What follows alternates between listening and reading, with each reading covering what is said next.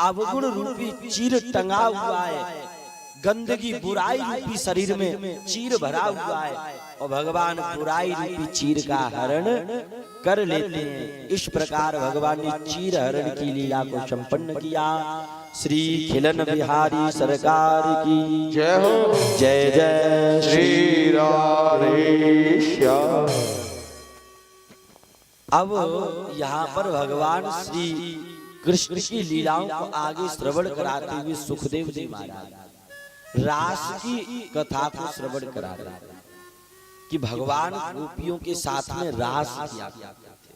रास क्या है? रसम ददाति इति सह रासः, जहां हमें रस प्राप्त हो जाए उसे रास। भगवान कृष्ण के एक सखा हुए जिनका नाम था माधवदास। माधवदास जी भगवान से अपना मित्र का भाव रखते थे।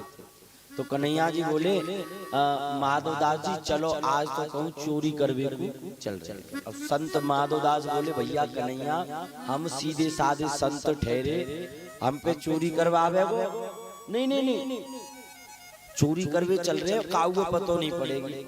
बेचारे सीधे साधे माधवदास कन्हैया की बात में आएंगे चोरी करवे चले। और माधवदास कहाँ चोरी करने चले गए? बगल में एक राज्य था, उसमें एक राजा रहता था। उस राजा के यहाँ एक बगीचा है, बगीचे में कटहर बड़े अच्छे लगे। भगवान बोले कटहर की चोरी करके ला लेंगे। तो माधवदास बोले राजा हमारा चेला है, बिना चोरी के दे देगा, चोरी करवे की का जरूरत है? भगवान बोले नहीं नहीं नहीं नहीं, चोरी के माल में आनंद कछु अलग ही आवे, चोरी करके लाए। चोरी करने गए तो भगवान बोले माधवदास जी मैं तो नीचे ठाड़ो रह जाऊंगा, तुम ऊपर चढ़ जाइयो पेड़ पे। और माधवदास पेड़ पे चढ़ गए, कन्हैया जी नीचे ठाड़े। और माधवदास बोले लाला देखियो भैया जावारे कटहर के वृक्ष पेड़ नीचे डाल दो। अब भगवान कन्हैया माँ हुई तो बोले भगवान तो 1 2 3 है गए। अब राजा के सैनिक आ गए और राजा के सैनिकों ने कहा आ जाओ नीचे, हम बताते हैं कौन सा तुम्हें फल नीचे डालना। माधवदास पकड़ गए। माधवदास जी बोले आज तो टेढ़े कन्हैया के चक्कर में फंस गए भाई। माधवदास को पकड़ के ले गए राजा के सामने। राजा ने कहा अरे ये तो हमारे गुरुजी हैं, गुरुजी को काय को पकड़ के लाए? सैनिक बोले आपके गुरुजी चोरी कर रहे थे। राजा बोले गुरुजी तुम चोरी कर रहे थे? गुरुजी बोले अरे कहा बताऊं बात, टेढ़े मेढ़े कन्हैया के चक्कर में पड़ गए हो तो चोरी करनी पड़ेगी। अरे गुरुजी तुम जाओ जाओ कोई दिक्कत नहीं। अब गुरुजी को छोड़ दिया। अब माधवदास को छोड़ दिया तो माधवदास ने भगवान कृष्ण से लड़ाई लड़ी। तनातनी है कि तोते तो अब बोलेंगे नहीं, हमें मां फंसाया है। अब माधवदास जी भगवान कन्हैया को छोड़ के जगन्नाथपुरी में चले गए। माधवदास जी का नियम है कि रोज 5 घरों से भिक्षा मांगते, लेकिन 5 घरों में से 4 घरों में से तो माधवदास जी को भिक्षा मिल जाती है, लेकिन एक ऐसा घर है उस घर में से माधवदास को कुछ भी नहीं मिलता। उस घर में एक बूढ़ी बड़ी मैया रहती है और माधवदास जैसे ही जाते कि मैया कछु दे दे तो वो मैया कह रही अरे तुम बाबा वैरागी ढूंढ ले हो, संसार को भटकाते, चिमटा बजाते ढूंढ ले हो, संसार के लोग कछु काम धाम करे तो तुम कथा बता में लगा लेते हो, भड़काते ढूंढ ले, भाग जाओ मेरे घर में कुछ नहीं है। तो माधवदास रोज वो मैया माधवदास को गाली देती, कुछ नहीं। किसी ने कहा बाबा जब वो मैया तुम्हें कछु नहीं देती है तो तुम क्यों जाते हो द्वार पर? माधवदास बोले वो मैया जो देती है वो कोई और देता ही, कम से कम गाली तो देती है, देती तो सही है। एक दिन माधवदास शाम के समय उस मैया के द्वार पर चले। मैया आज तो कछु देना ही पड़ेगा, आज तो कछु देना ही पड़ेगा। उस समय वो मैया अपने चूल्हे पर पोता फेर रही। अच्छा आप में से किस किस ने चूल्हे पर पोता फेरा बताइए। हाँ अब तो गाय भी है पोता और चूल्हे। तो उस समय वो मैया अपने चूल्हे पर पोता फेर रही थी। माधवदास गए, मैया आज तो कछु दे ही दे। और दुर्भाग्य ये था कि उस मैया के घर में कोई पोता भी नहीं था। उसके बेटे का विवाह हो गया था, लेकिन उसके बेटे के यहाँ कोई भी संतान नहीं। चूल्हे पे पोता फिर रही है और दुर्भाग्य से घर में कोई पोता भी नहीं। माधवदास आए, मैया आज तो कछु देनो ही पड़ेगा, आज तो कछु देनो ही पड़ेगा। मैया आई गुस्सा, तो जो पोता फेर रही थी चूल्हे पे वही पोता उठा के जे बाबा में फेंक के मारो। बाबा की छाती पे पोता पड़ो तो बाबा की छाती ठंडी पड़े। लेकिन माधवदास बोले कोई बात नहीं मैया, और दिना तू गाली देती थी, आज कछु दयो तो सही। संत माधवदास उत्तर इसी का देगा, और पोता तूने दिया है तो जा पोता तुझे मिलेगा। माधवदास उत्तर इसी का देगा, और पोता तूने दिया है तो जा पोता तुझे मिलेगा। मैया तेने मोए पोता रहो तो वे पोता जरूर मिलेगा। धीरे धीरे समय व्यतीत हुआ। एक दिन उसकी जो पुत्र वधू थी गर्भवती हुई और एक सुंदर पोते को जन्म दे दिया। संत की कृपा से अगर संत मिल जाए ना तो गिरी हुई वस्तु को भी भगवान से जोड़ देते हैं। तुलसी या संसार में सबसे मिलिए धाय, ना जाने किस भेष में नारायण मिल जाए। तो पड़ोसन पूछती थी मैया यो बता तेरे घर में तो कोई पोता ही नहीं था, ये पोता कैसे हो गया? तो वो मैया कहती थी पोता दियो न प्रेम सो और ऋषिवश दीनो मार, याई पुण्य सो आज सखी मेरे पोता खेलत द्वार।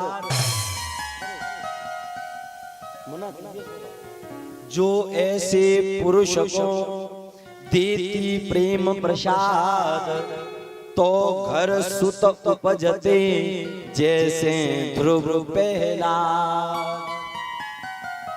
बोले मेरे घर कोई संत आए थे, क्रोध में आकर के पोता फेंक करके मारा था। अगर ऐसे संत को भोजन अच्छे से कराती तो न जाने घर में ध्रुव और प्रहलाद जैसे बालक जन्म। इसलिए कभी भी द्वार पर संत या ब्राह्मण आ जाए तो आप उनको कुछ दे नहीं सकते हो, तो कम से कम गाली तो मत। लेकिन आजकल संसार के लोग पैसे के मद में इतने अभिमानी हो जाते हैं कि द्वार पर यदि कोई संत आ जाए तो अपने आप को धनवान समझ करके संतों को गाली बकने लग जाते, भिखारियों को गाली बकने लग जाते। अरे भैया जब वो तुमसे कुछ लेवे या न लेवे कम से कम गाली मत। संत का लक्षण क्या होता है? संत जो लोग संत होते हैं ना वो सबका सम्मान करते हैं। उनके लिए हर एक जीव एक जैसा होता है। उनके लिए संत भी एक जैसा है, भिखारी भी एक जैसा है, पैसे वाला भी एक जैसा है, निर्धन भी एक जैसा है। और जिन लोगों के हृदय में ऐसी भावना रहती है कि जे छोटे हैं संत हम बड़े गरीब हैं वो अमीर हैं, वो लोग भगवान से अभी बहुत बहुत बहुत दूर हैं। इसलिए सबसे पहले अपने मन में से इस इच्छा को बाहर निकाल। अच्छा माधवदास को वो पोता मिला जो मैया ने फेंक के मारा, तो माधवदास ने पोते का क्या किया? धोने के लिए डाल दिया। धोने के बाद उस पोते को सुखाने के लिए डाल दिया, और सुखाने के बाद उस कपड़े की छोटी छोटी बाती बना दी, और बाती बनाने के बाद उसमें घी डाल दिया, और घी डालने के बाद भगवान के चरणों में जलाने के लिए रख दिया। अगर आप संतों के हाथ में लग जाओगे तो आपको संत भगवान तक पहुंचा देगा, और संसार के हाथ में लग जाओगे तो ये संसार संसार तक ही रहने देगा। इसलिए संत वो पोता क्या सोचता था? धन्य है सत्पुरुषों का संग, बदल देता जीवन का रंग। पोता में रोता था जहां रक्त और पीव, आ गया था जीवन से तंग, धन्य है सत्पुरुषों का संग। वो पोता कहा तो चूल्हे में फेरा जाता था, और कहाँ वो भगवान के मंदिर में दीपक बन के जल रहा है। इसलिए जीवन में संतों की संगति करो तो संत आपको जरूर ही भगवंत तक पहुंचा देगा। श्री राधे। संतन के संग लाग रे तेरे अच्छे बनेगी। संतन के संग लाग रे तेरी अच्छी बनेगी। संतन के संग लाग रे तेरे अच्छे बनेगी। संतन के संग लाग रे तेरी अच्छी बनेगी। अच्छी बनेगी तेरी बिगड़ी बनेगी।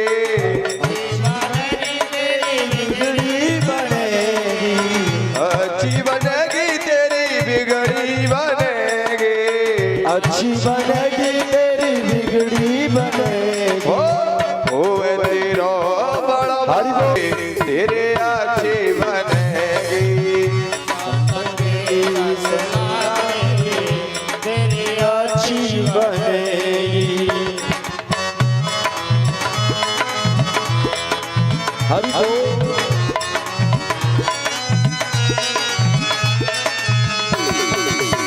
श्री राधे। रुको रुको, एक बात बताऊं, वैसे अगर हमारे घर में काऊ बेटा को ब्याह हो गए तो बातें जो कहियो नाचो या न नाचो तो नाचेंगे। और ये भगवान का द्वार है, यहाँ नहीं नाचेंगे। और वहाँ रोड पे भी नाचने लग जाते हैं और रोड पे धूल उड़ रही है और यहाँ भगवान की कृपा उड़ रही है। यहाँ नाचने की कहो नहीं नाचेंगे, वहाँ रोड पे भी फूलने लग जाएंगे। बदल गए ये लोग। हरि बोल।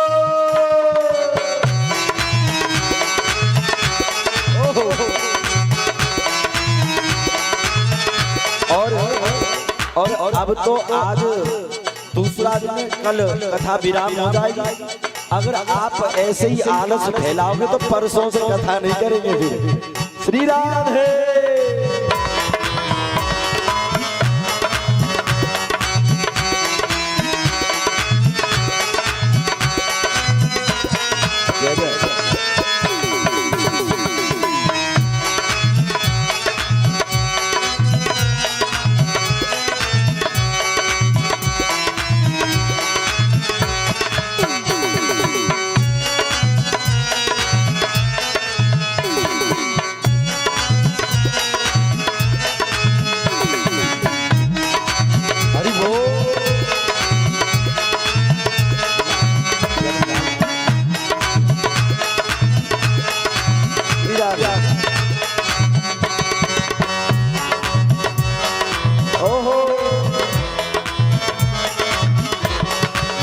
हरि बोल। ध्रुव जी की बन गई प्रहलाद जी की बन गई। प्रहलाद जी की बन गई। ध्रुव जी की बन गई प्रहलाद जू की बन गई। ध्रुव जी की बन गई प्रहलाद जू की बन गई। प्रहलाद जू की बन गई। प्रहलाद जू की बन गई। प्रहलाद जू की बन गई। प्रहलाद जू की बन गई। ध्रुव जी की बन गई प्रहलाद जू की बन गई। ध्रुव जी की बन गई प्रहलाद जू की बन गई। अरे सो मेरा हरि बोल। तेरे अच्छे बनेगी। संतन की तेरी अच्छी बनेगी। संतन के संग लाग रे तेरे अच्छे बनेगी। संतन की संग लाग रे तेरी अच्छी बनेगी। संत भगवान की श्री राम।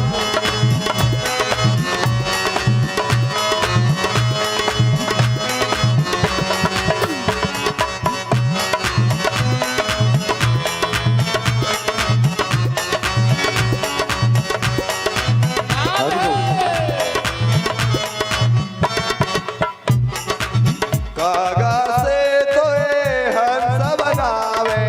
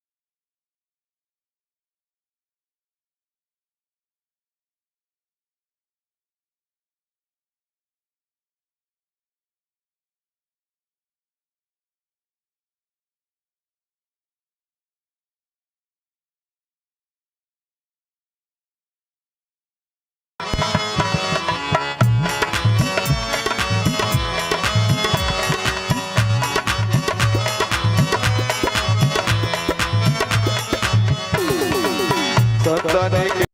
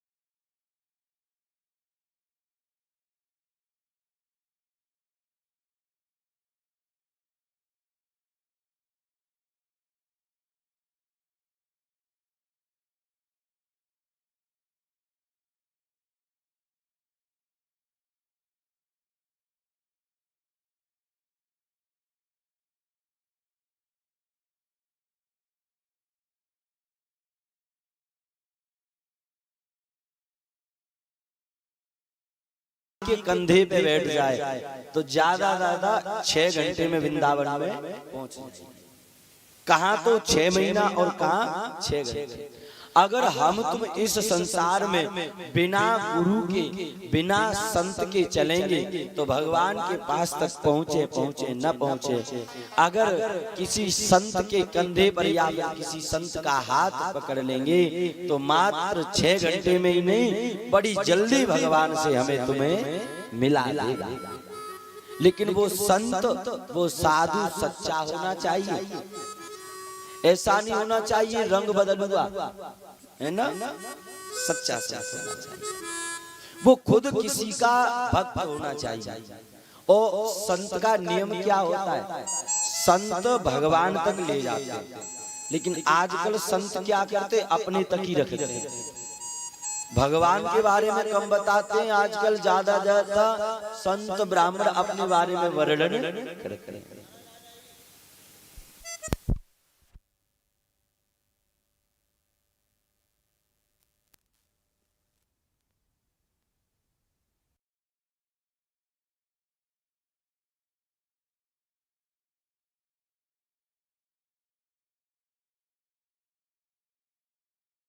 जय हो, जय जय श्री राधेश्याम। अब यहाँ पर सुखदेव जी महाराज मैया राजा परीक्षित को रास की कथा श्रवण करा रहे। भगवान ने रास किया था गोपियों के साथ।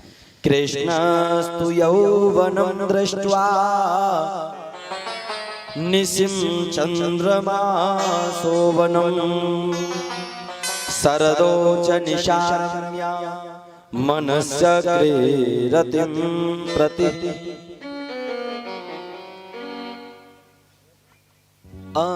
जीवन में 4 रात्रि ऐसी होती हैं, इन 4 रात्रियों में आदमी को सोना नहीं चाहिए, जागरण करना चाहिए।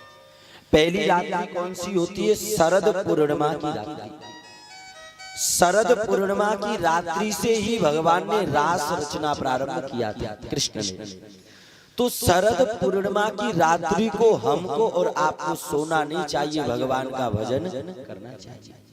ऐसा बताते हैं, शरद पूर्णिमा की रात्रि के दिन अमृत की वर्षा होती है।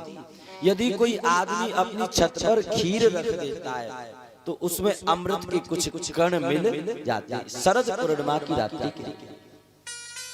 और दूसरी रात्रि होती है जन्माष्टमी की रात्रि, जिस दिन भगवान कृष्ण का जन्म हुआ। जन्माष्टमी की रात्रि के दिन हमें तुम्हें सोना नहीं चाहिए, भगवान का भजन करना चाहिए। लेकिन हम तुम क्या करते, 12 बजे तक तो व्रत रहते, फिर व्रत तोड़ लेते और खाने पीने में लग जाते, फिर सो जाते। ऐसा नहीं करना चाहिए। भगवान के जन्म उत्सव के बाद संकीर्तन करना चाहिए, जगना चाहिए।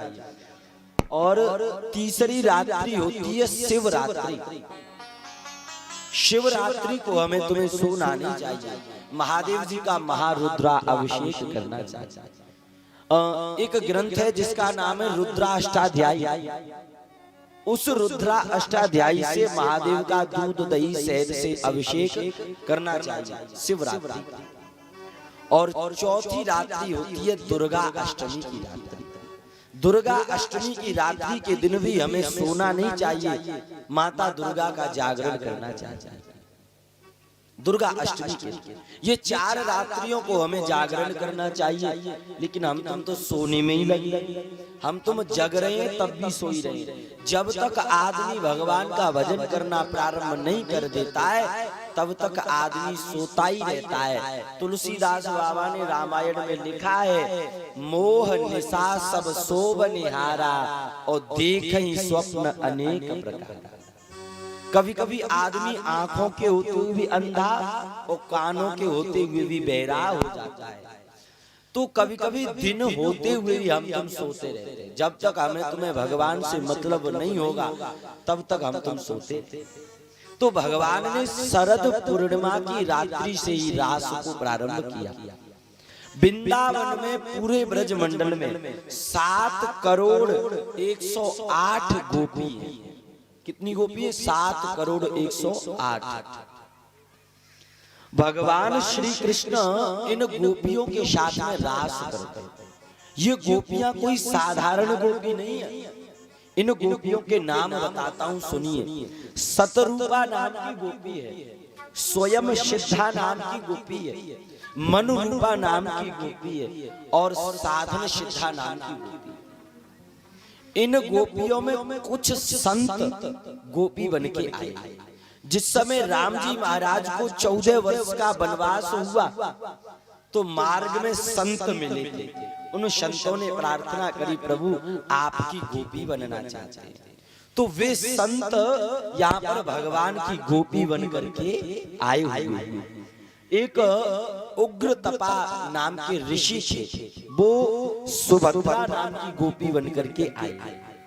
और एक सत्यव्रता नाम के ऋषि है, सत्यव्रता नाम के महात्मा हैं, वो सुनंदा नाम की गोपी बन करके आए। और एक सुचिस्रवा नाम के ऋषि हैं, वो चित्रगंधा नाम की गोपी बन करके आए। ये ऋषि भी भगवान की गोपी बन करके आए। इनमें कुछ दैत्य कन्याएं, राक्षसों की कन्या भी गोपी हैं। वामन भगवान राजा बलि के यहाँ गए तो राजा बलि की जो कन्या थी और कन्या की जो सहेलियां थी, उन्होंने प्रार्थना करी थी, प्रभु हम आपकी गोपी बने।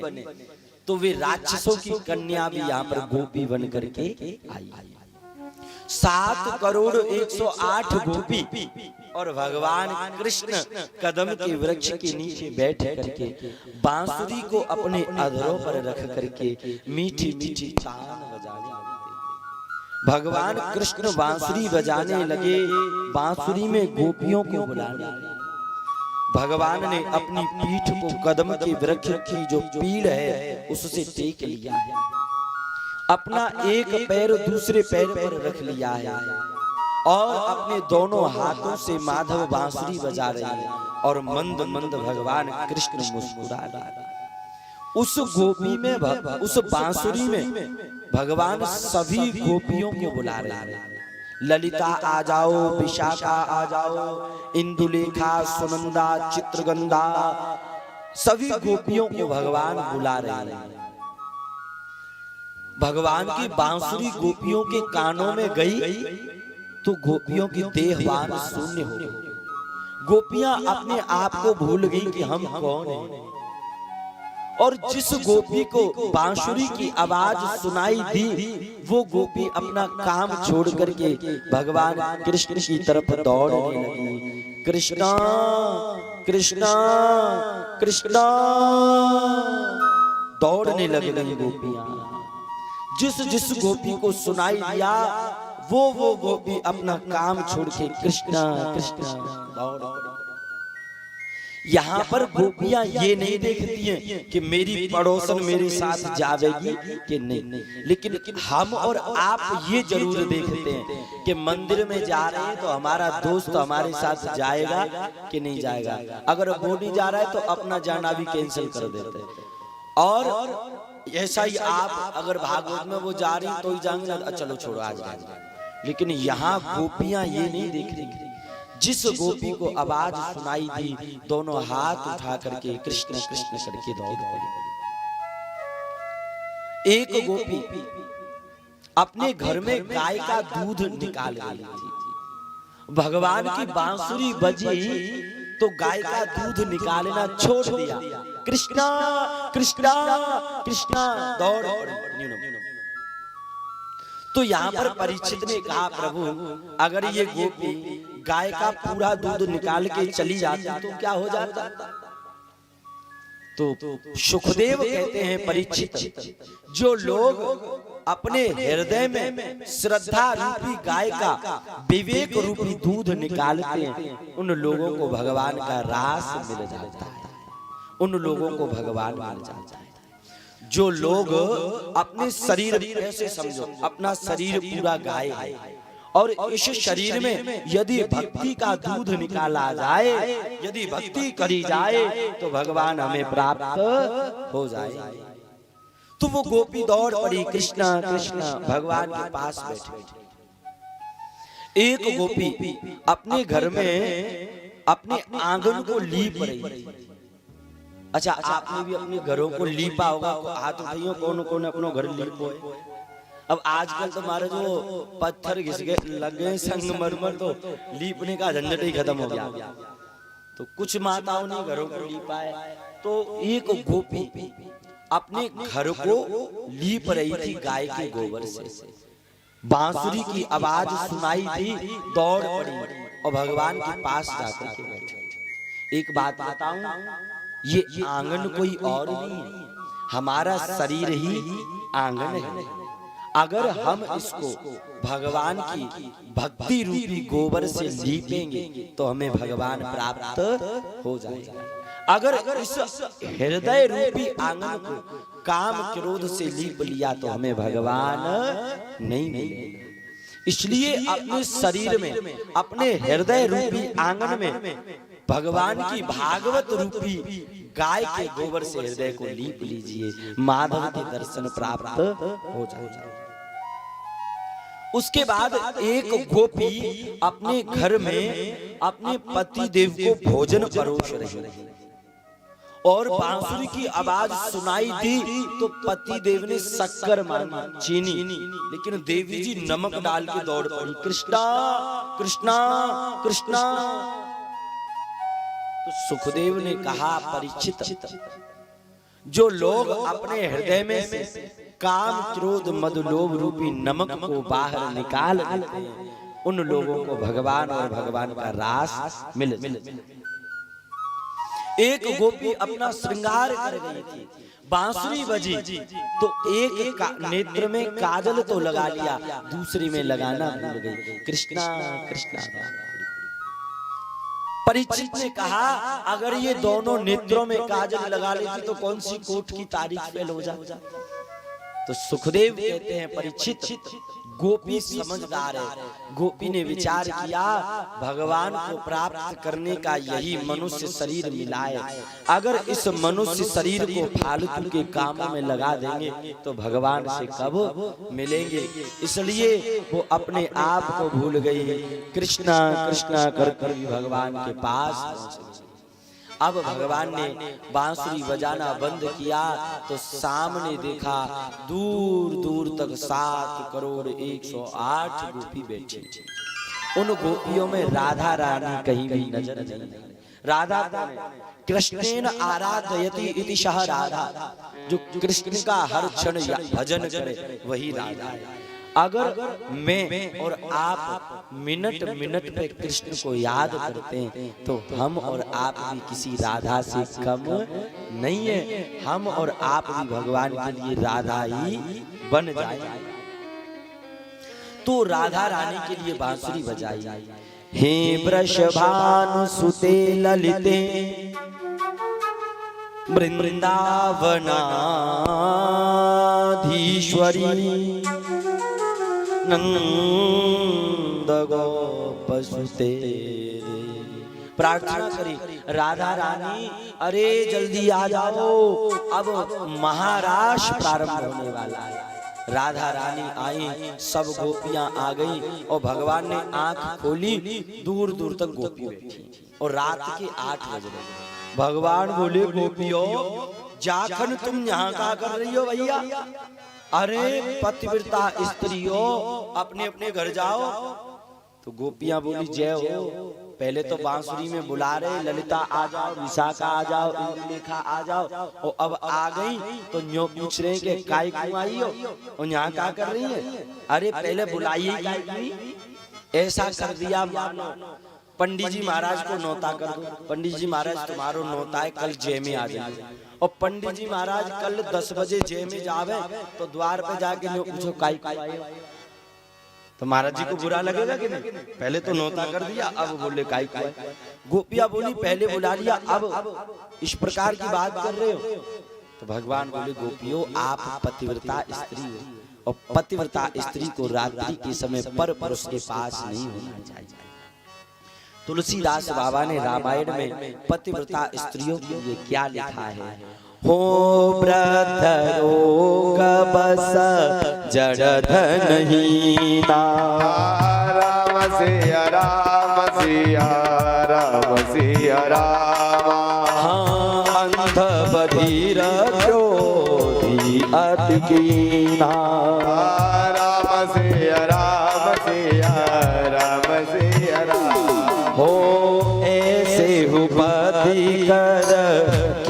अपमाना। ओ राम सिया राम सिया राम सिया राम। नारी पाव जम पुर दुख नाना। हे राम सिया राम सिया राम सिया राम। तुलसीदास बाबा पतिव्रता स्त्रियों के लिए कह रहे हैं कि जो देवियां पतिव्रता धर्म का पालन करती हैं उनका पति भले ही वृद्ध क्यों ना हो, वृद्ध रोग बस जड़ धन हीना, रोगी क्यों ना हो, गरीब क्यों ना हो, ऐसे पति का भी उन पत्नियों को अपमान नहीं करना चाहिए। तो भगवान कन्हैया ने कहा गोपियों जाखन इस समय तुम यहाँ आइयो ये ठीक नहीं। अब गोपियों अगर तुम कहो तो तुम्हें एक पतिव्रता धर्म की कथा सुनाए। गोपियां बोली अब हम पे बचाई का है, तुम्हारे प्रवचन ही तो सुनने हैं। तो भगवान बोले गोपियों एक स्त्री है जो पतिव्रता धर्म का पालन कर रही है, उसका पति एक बार बाहर से काम काज करके आया तो थक गया, तो पति पत्नी के घोंटों पर अपना सिर रख करके सो रहा और पत्नी अपने पति के सिर को सहला रही। इतने में क्या हुआ, उस स्त्री का छोटा सा बालक है एक, वो घुटुअन घुटुअन चलते चलते सामने चूल्हे में अग्नि जल रही है और उसकी तरफ वो बढ़ रहा है। गोपियों अब बताओ इस स्त्री को क्या करना चाहिए। अगर पति की सेवा को छोड़ दिया तो पति की नींद भंग हो जाएगी और पतिव्रता धर्म बिगड़ जाएगा, और अगर बालक को नहीं बचाया तो बालक चूल्हे में गिर के जल जाएगा। क्या करे ये स्त्री, धर्म संकट में पड़ गई। तो भगवान कृष्ण कहते हैं गोपियों वो स्त्री बड़ी चतुर चालाक थी। उसने क्या किया, उसने आंख बंद कर ली और अपने पति की सेवा करती। अरे जब वृक्ष सुरक्षित रहेगा तो फल तो दोबारा भी आ जाएगा, अगर वृक्ष ही कट जाएगा तो फल दोबारा नहीं आएंगे। अरे पति सुरक्षित रहेगा, पतिव्रता धर्म सुरक्षित रहेगा तो बालक तो फिर भी मिल जाएगा। गोपी ने आंख बंद कर ली, इतने में उसका बालक गया और जाकर के अग्नि कुंड में गिर गया। अब स्वयं भगवान नारायण अग्नि कुंड में से प्रकट हुए और बालक को लेकर के आए और उस स्त्री को सौंप। ये होता है पतिव्रता धर्म में तप।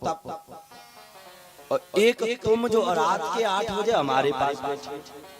अब गोपियां बोली भगवान आपने तो कथा सुना दी, अब तुम कहें तो हम गोपियां भी एक कथा सुनाएं। हाँ हाँ सुनाइए।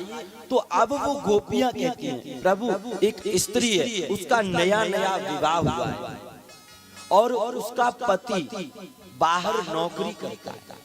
तो उसका पति नौकरी के लिए जाने लगा तो वो स्त्री कहने लगी स्वामी जी अभी अभी नया नया विवाह हुआ है, आप नौकरी के लिए जा रहे हो तो मैं कैसे रहूंगी। तो पतिदेव ने क्या किया, अपना एक चित्र दे दिया, अपना फोटो दे दिया। देवी जी हम जब तक वापस न आ जाएं तब तक आप इस चित्र की पूजा करते रहना और पतिव्रता धर्म का पालन करते रहना। गोपियां कहती हैं प्रभु वो स्त्री अपने पति के चित्र की पूजा करने लग गई और उसका पति बाहर नौकरी करने के लिए चला। एक दिन क्या हुआ, वो अपने पति के चित्र की पूजा कर रही थी। इतने में उसका पति आया और दरवाजा खटखटाने लग गया। अरे देवी दरवाजा खोलो, दरवाजा खोलो। अब ये गोपियां बोली बताओ प्रभु वो स्त्री क्या करे, अगर दरवाजा नहीं खोलेगी तो पतिदेव वापस चले जाएंगे और अगर चित्र की पूजा करना बंद कर देगी तो पतिव्रता धर्म बिगड़ जाएगा। गोपियां बोली बताओ प्रभु अब वो स्त्री क्या करे। तो भगवान बोले अरे गोपियों तुम बड़ी भोली, जब सच्चा पति द्वार पर आ गया, जब सच्चा पति द्वार पर आ गया तो नकली पति की क्या पूजा करना। अरे उसे जाकर के सच्चे पति के लिए दरवाजा खोल देना चाहिए और सच्चे पति की ही पूजा करनी चाहिए। गोपियों ने हाथ पकड़ लिया। बस माधव, अब हमारे प्रश्न का जवाब मिल गया। अरे आप ही हमारे सच्चे पति हो। ये संसार के पति तो सिर्फ इस शरीर के पति होंगे। मरने के बाद हम मेढक भी बनेंगे या फिर छिपकली भी बन जाएंगे, तो ये शरीर के पति, संसार के पति नहीं आएंगे। आप ही हमारी रक्षा करोगे। माधव, आप ही हमारे सच्चे पति हो। ऐसे वर को क्या वरे जो जन्मे और मर जाए, वर तो वरिए गोपाल को जो नाता अमर है जाए। अरे ऐसे पति को क्या पति बनाना जो जन्म लेता है मर जाता है। आत्माओं का पति तो माधव को ही बना लेना। भगवान कृष्ण बड़े प्रसन्न हो गए। अब यहाँ पर भगवान ने रास करना प्रारंभ किया। दंतो दीपः ययुकाशे तो हित्वा समो सुखा पयोधृतव्य संभावः ममनुभाव्य परायुवः। अब भगवान ने एक एक गोपी का हाथ पकड़ लिया। एक गोपी एक कृष्ण, एक गोपी एक कृष्ण। राधा नाचे कृष्ण नाचे, नाचे गोपी जन जन। मन मेरो है गयो सखीरी पावन वृंदावन। यहाँ पर भगवान ने रास किया और भगवान का नाम रासेश्वर पड़ गया।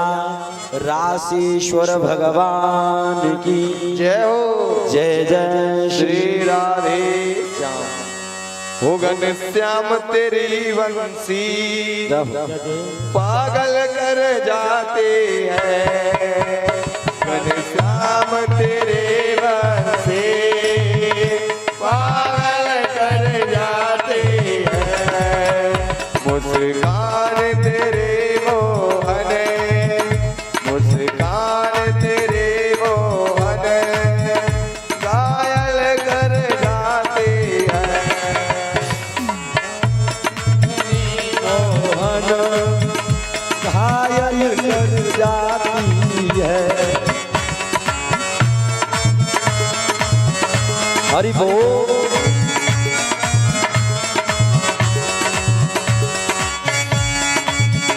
श्री राधे।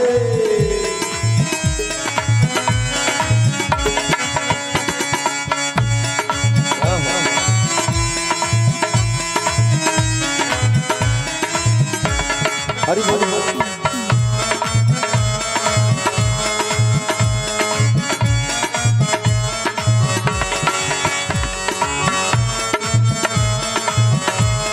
बाल कृष्ण लाल की जय हो।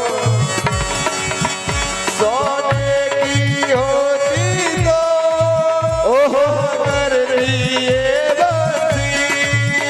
सोने की होती तो क्या करते मोहन। सोने की होती तो क्या करती ये मुरली। हरि बोल। जब बांस के होकर भी, जब बांस के होकर भी इतना तड़पाते हैं। घनश्याम तेरी मूर्ति पागल कर जाती है। हरि बोल। श्री राधे। मिलन बिहारी संसार की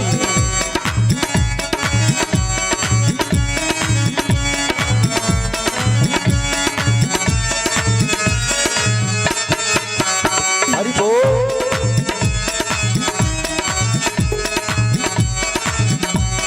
और आज रास हो रहा है। गोपियां नाच रही हैं, कृष्ण नाच रहे हैं। हरि बोल। हरे कन्हैया ने पहना मैं पागल कर जारी। बांसुरी वरसुरिया ने पागल कर। बांसुरी वरसुरिया हरि बोल। मोहन में पागल कर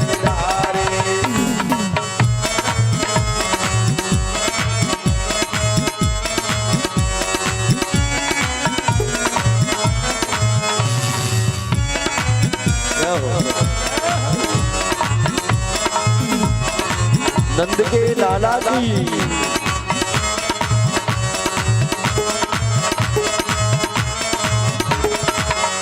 जो होती सोने की बंसी जो होती सोने की मुरली सोने की मुरली जब सकी वसुरिया ने जब सकी वसुरिया ने पहना में पागल कर डाली हरि बोल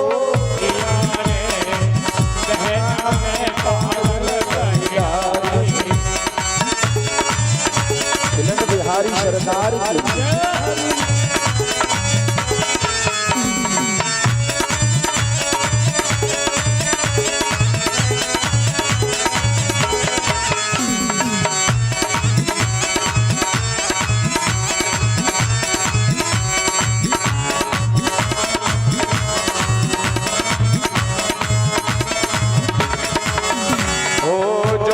अंगना में कुइया होती जो जाके आंगन में कुइया होते तो क्या करती हो जी तो डूबे कुआं में मर जाते यमुना पे विलनाते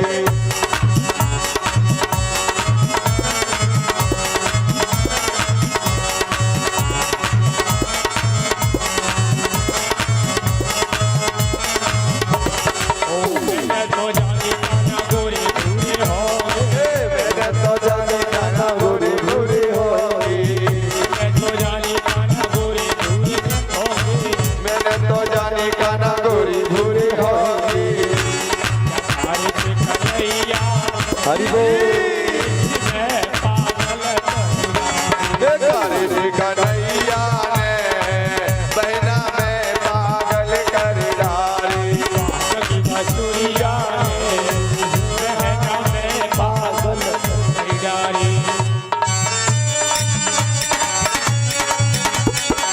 हरि बोल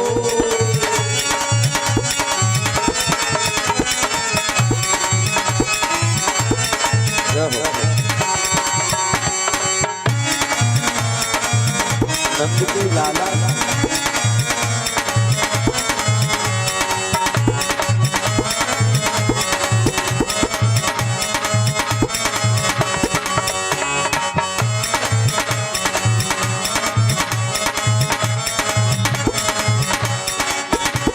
बसुरिया ने मोहन में पागल कर डाली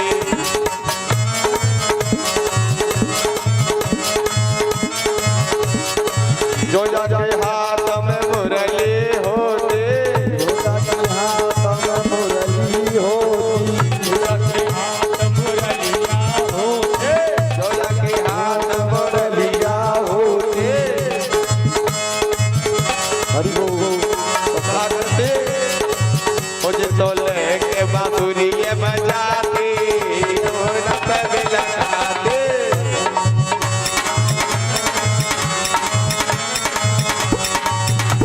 जवानी कन्हैया ने जीत में पागल कर डाली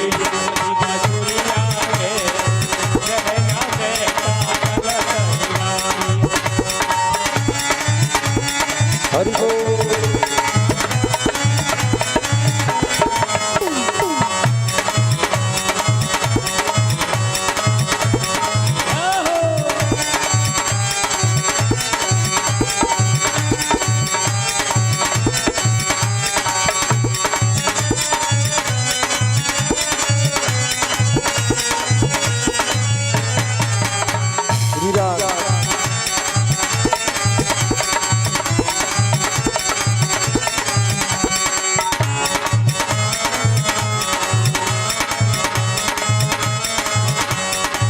सखी बसुरिया ने बेटा में पागल कर डाली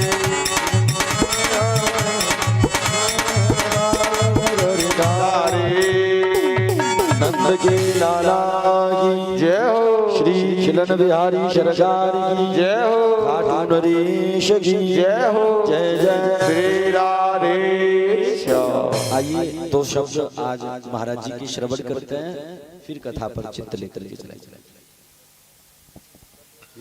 बोले वृंदावन बिहारी लाल की जय हो हनुमान जी महाराज की जय हो।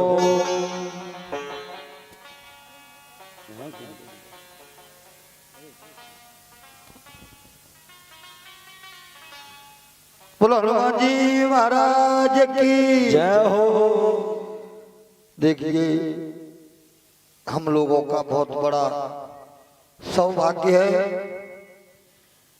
जो कि परमात्मा की कृपा से आपके बीच में 350 किलोमीटर दूर तक चल के आया। ये ईश्वर की कृपा है, खिलन बिहारी जी की कृपा है। और मैं इनसे आशा करता हूँ, कामना करता हूँ कि हे ईश्वर हमको ऐसे ही रास्ता आगे बढ़ाते चले और तुम जैसे सज्जन पुरुषों से हमको आगे मिलाते हुए निकालते चले। पहला काम तो ये सुनिए,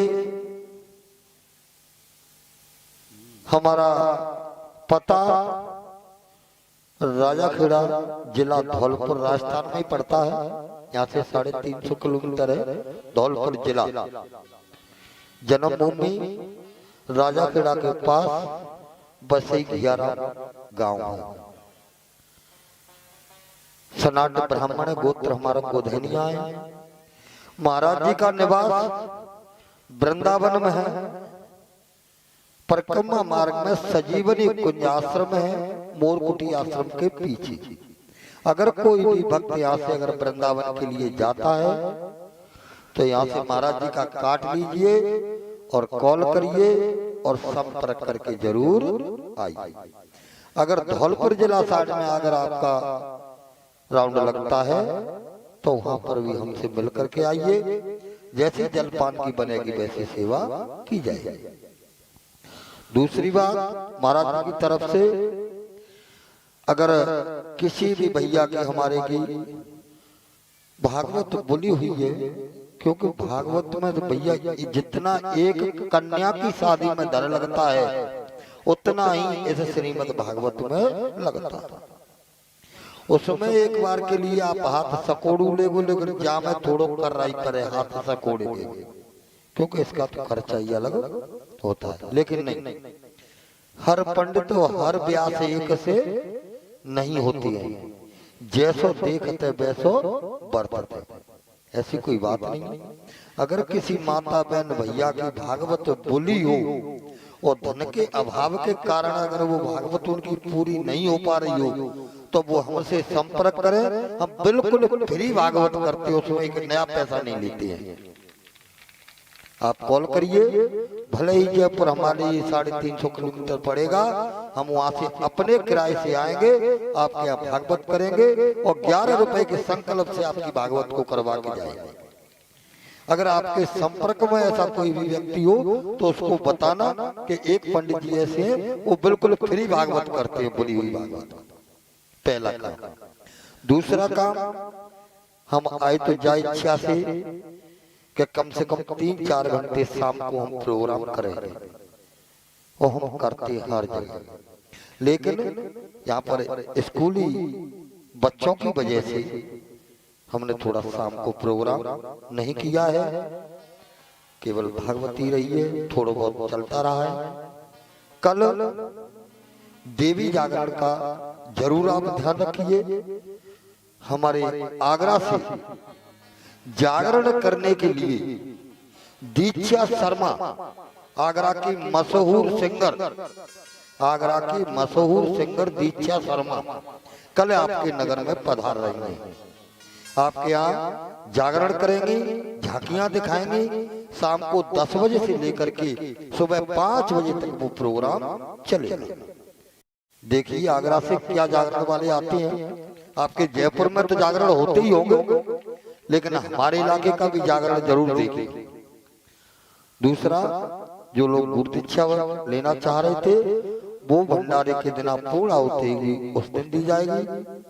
और एक भागवत का हमारा नियम और है, अगर 4-6 माता बहन बेटियां जैसे सत्संग करती हैं या आस पड़ोस की इकट्ठी हो जाती हैं, और अगर उनके विचार बनते कि भैया सामूहिक भागवत हो जाए, एक पे ना होगा तो सामूहिक हो जाए, तो हम ऐसी भी भागवत करते हैं। आप कॉल करिए, हमारा एक आदमी पहले आपके आएगा, दो चारों से बात करेगा और बात करके चला जाएगा, आपको तारीख दे जाएगा, आपके यहाँ भागवत प्रारंभ हो जाएगी। आपसे किसी से ये नहीं कहा जाएगा कि आप चंदा करिए, न किसी से ये कहा जाएगा कि किसी को बुला के लाइए, न आपसे किसी से ये कहा जाएगा कि आपने हमको बुलवाया। ऐसा कुछ नहीं है। ठाकुर जी की कृपा से हमारे पास सब अछूतो है, घर से भी लग जाए 10-50 हजार तो कोई चिंता वाली बात नहीं है, क्योंकि वो ही हमको देते हैं, वो ही हमसे लगवाते हैं। बिल्कुल बेफिक्र रहिए। अगर किसी को भागवत सुनने की इच्छा हो तो हमारे लिए कॉल करिए, और आपकी कॉलोनी में आकर के हम भागवत लगा देंगे। 7 दिन 9 दिन आपको भागवत सुनाएंगे। किसी से ये नहीं कहेंगे कि आप घर घर जाकर के चंदा कीजिए। जो कुछ होगा वो गद्दी पर होगा, अन्यथा नहीं होगा तो राधे राधे। जरा जरा ठीक है। दूसरी बात, कल 7वां दिवस है, भागवत का विराम दिवस है, व्यास पूजन और भागवत का पूजन होगा। जो कोई माता बहन भैया ब्राह्मण को खिलाना पिलाना देना लेना चाहे तो खुले दिल से कर सकता है। इसमें कोई किसी से कहना सुनना नहीं है। हिजक गए जाने ब्राह्मण जी कुछ जल पिएंगे कि ना पिएंगे, ऐसा कुछ नहीं है। बेधड़क जैसा परमात्मा आपको भाव दे वैसा करें। जैसी राधे जैसे श्याम। श्री भागवत भगवान की, खिलन बिहारी सरकार की जय जय श्री राधे श्याम। अपनी कथा कहाँ चल रही थी? कथा कहाँ रम राशेश्वर भगवान की धन्या गोकुला कन्या वयमिह मन्यामहे जगत् यासां नयन सरोज अजनम भूतो निरंजनः वशते। अगर कभी कभी किसी आदमी को कोई कीमती मिल जाती है तो उसे अभिमान आता है। गोपियां भगवान कृष्ण के साथ रास रच रही हैं, नाच रही हैं। गोपियां कृष्ण को नचा रही हैं। गोपियों ने सोचा जो संसार को नचाता डोल लाए उसे हम नचा रहे हैं। तो गोपियों को अभिमान हो गया, और जहां अभिमान नाम का शब्द ही आ जाता है वहीं से भगवान दूर चले जाते हैं। गोपियों को भगवान छोड़ के चले गए, राधा रानी को रास में से साथ आते। राधा रानी को भी अभिमान आ गया कि सबसे ज्यादा प्रेम हमते करते तो हमें साथ में लेके आए। तो राधा रानी बोली, प्रभु अब हम थक गई हैं, ज्यादा दूर तक चल नहीं पाएंगे, हमें आप अपने कंधे पे बिठा लीजिए। भगवान बोले, जय हो देवी जी, आपको भी अभिमान आ गया। तो भगवान वहां उन राधा रानी को भी छोड़ करके अंतर ध्यान हो गए। कहने का मतलब क्या है? जैसे जैसे आपके जीवन में अभिमान की बेल बढ़ती चली जाएगी, वैसे वैसे आप परमात्मा से दूर होते चले जाएंगे। तो यहाँ गोपियां भगवान के लिए रोने लगी, माधव अभी तो आप हमारे पास थे, अचानक ही हमें क्यों छोड़ के चले गए? आपके बिना हमारा है ही कौन? वो सुख, वो आपके साथ नृत्य करना, आपके साथ रहना हमें रह रह करके याद आ रहा है। प्रभु अब आप जल्दी प्रकट हो जाइए। और ये गोपियां भगवान को ढूंढने लगी, भगवान कहाँ चले गए? जैसे राम जी सीता जी को ढूंढ रहे हैं, वैसे ये गोपियां यहाँ पर भगवान कृष्ण को ढूंढ रही हैं। एक खग मृग हे मधुकर श्रेणी, तुम देखी सीता मृग। ऐसे ये गोपियां यमुना जी से पूछ रही हैं, यमुना मैया आप तो भगवान की रमणा हो, आप ही बता दो कहाँ मिलेंगे कृष्ण? आगे पीपल का वृक्ष मिला। गोपियां बोली, अरे पीपल के वृक्ष, आप तो भगवान का रूप हो, आप ही बता दो माधव कहाँ चले? आगे तुलसी मैया का वृक्ष मिला गोपियों को, तो तुलसी से प्रार्थना करने लगी, अरे तुलसी मैया तुम्हारे बिना तो भगवान भोजन भी नहीं करते हैं, आप ही बता दो भगवान कहाँ चला गया हमें छोड़ कर। गोपियां बुलाने लग गई कृष्णा कृष्णा। हा नाथ रमण पृष्ठ क्वासि क्वासि महाभुज दासादि कृपया याधे खगे दर्पशन्निधे। गोपियां ऊपर को हाथ करके कृष्ण कृष्ण कृष्ण बुला रही हैं, और जो लोग बड़े भाव से सच्चे दिल से प्रेम से भगवान को बुलाते हैं, उन लोगों के सामने भगवान किसी न किसी रूप में जरूर आ जाते हैं। अरे शंख चक्र गदा पद्म लेकर के नहीं आएंगे तो किसी मनुष्य का रूप धारण करके तो आ ही जाएंगे। तो अब गोपियां जैसे ही पुकारने लगी, भगवान नहीं आए, तो गोपियों ने कहा अच्छा आप ये सोच रहे होंगे कि हम आपसे सच्चा प्रेम नहीं करते, अगर सच्चा प्रेम करती तो अब तक मर जाती। क्यों? क्योंकि आप सोच रहे होंगे कि मुझसे सच्चा प्रेम तो मेरा पिता दशरथ करता था। दशरथ जी महाराज जब राम जी छोड़ के चले गए तो दशरथ जी के प्राण निकल गए थे ना। तो गोपियों ने कहा आप ऐसा सोच रहे होंगे कि हम आपसे सच्चा प्रेम नहीं करते, हम प्राण त्यागना चाहती हैं, जब जब मरना चाहती हैं तब तब एक पहरेदार आ जाता है और हमसे कहता है नहीं भगवान जरूर आएंगे, प्राणों को मत त्यागो भगवान जरूर आएंगे। सीता मैया अशोक वाटिका में बैठी हैं और सीता जी प्राणों को त्यागने की सोचती हैं कि राम नहीं आएंगे, राम नहीं आएंगे। सीता जी मरना चाहती हैं तो वहां एक पहरेदार सीता जी को समझा देता है, मैया आप परेशान मत होइए, भगवान के यहाँ देर है पर अंधेर नहीं। भगवान दयालु है, भगवान कठोर नहीं है, भगवान निष्ठुर नहीं है, अगर प्रेम से बुलाओगी तो राम जरूर आएंगे। नाम पहारु दिवस निश ध्यान तुम्हार कपाट लोचन निज पट जंत्रता प्राण